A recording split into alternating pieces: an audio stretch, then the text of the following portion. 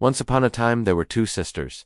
Now I've obviously got a bit of a bone to pick here with how this story has gone down over the years. Because you know that bit where the author describes one of them as having the face of a cat, and the other the body of one too. Well, I'd just like to say that I think that was a bit harsh. I mean, sure, we were so beautiful that you'd want to eat us up with a spoon like Ella over there, but we also weren't as ugly as the pictures would have you believe. I mean, look at this. It's vile. So vile. But am I really as bad as that? Is my sister really as bad as that? Personally, I don't think so. Sure, I'm no prize to look at. In fact, let me rephrase that. I'm definitely a bit of a dog, especially when you see someone like Ella walking around looking like she's just stepped out of one of those medieval paintings you get of angels. It's tough. And that's not even the worst of it, because unlike some people, I didn't have the advantage of being born into a world where my looks were considered attractive. Oh no, I got to grow up knowing that I was hideous. My whole life has been an exercise in trying to ignore that bitter pill. I mean, sure, when you caught me from the right angle and in the right light, yeah, I could be pretty cute. And hey, I got plenty of hair. That's something, I guess. But still, I always knew I was gonna need more than my looks to make it in this world. So I dedicated myself to needlework, hoping that maybe one day I could become famous for my skills. Yeah, sure, technically you can describe what I did as embroidery, but really it's closer to weaving. And if you ever want to become a proper craftswoman, you gotta learn to weave. Needlework is just for dilettantes. Now I know what you're thinking. You're thinking, well, if you were so smart and talented, why did you end up marrying some farmer? Well, here's the thing about being a peasant. If you turn down a proposal from a farmer, you might never get another one. And honestly, the guy wasn't that bad. Sure, he wasn't Prince Charming or whatever the hell the king's son's called. But then again, I wasn't exactly hoping to catch a prince's eye either. Honestly, I never thought I would, but you know what? Maybe I'm not as clever as I like to think I am. Because if I was, I wouldn't have thrown away my one shot at a real fairy tale ending. Because you see, my stepsisters and I, we weren't invited to the royal ball. But that doesn't mean we didn't go. We went. We went because my little sister wanted to see Ella all grown up. She wanted to see what the fuss was about. And I wanted to see Ella all grown up. There's nothing wrong with that.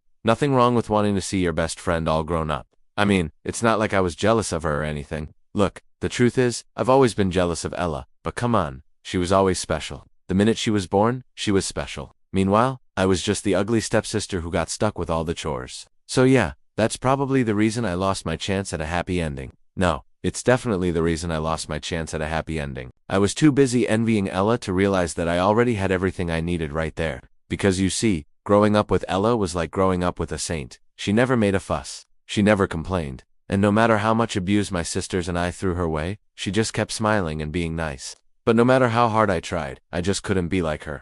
I mean, yeah, I could put on a pretty face and smile sweetly, but deep down I knew that wasn't genuine. Not like Ella's her goodness. It was real. So when the king's son started paying her attention, I just knew that she was going to leave our little village and finally get the happy ending that she deserved. I was happy for her. I really was. I wanted nothing more than for her to find true love. But maybe, just maybe, a tiny part of me wished that I could be the one finding true love. You see, I always knew Ella was special, but I didn't know she was going to become a princess.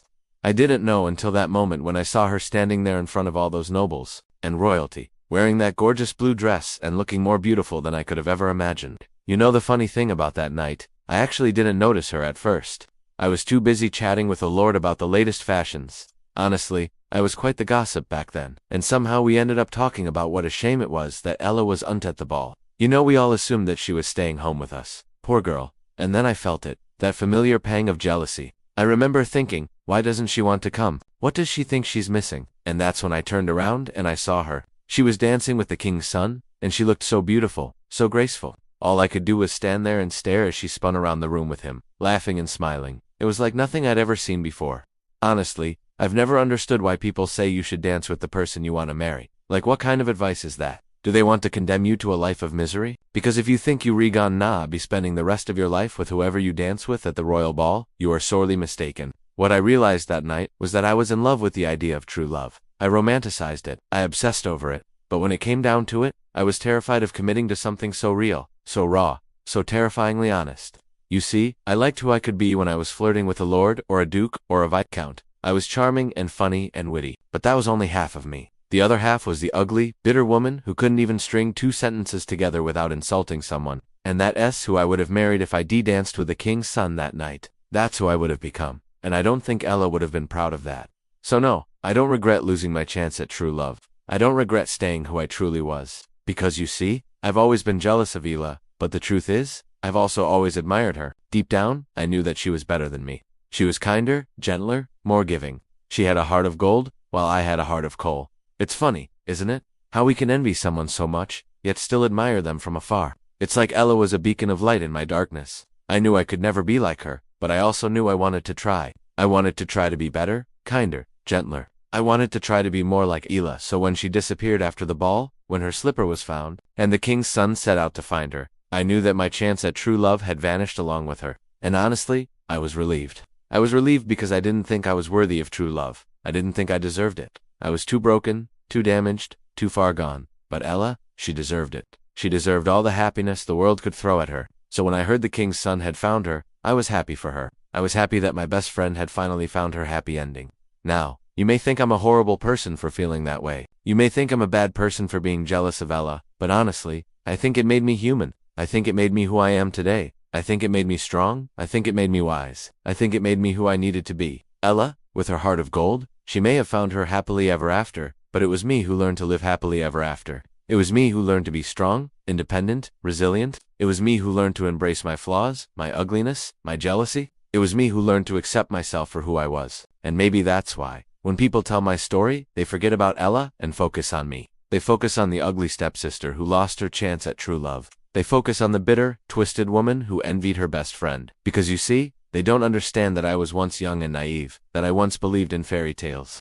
They don't understand that I once loved my best friend more than anything in the world, and so they judge me. They judge me for being jealous, for being bitter, for being ugly, but honestly, I wouldn't trade it for the world. Because you see, I've always been jealous of Ella, but the truth is, I've always admired her too. And that, my friends, is what makes us human.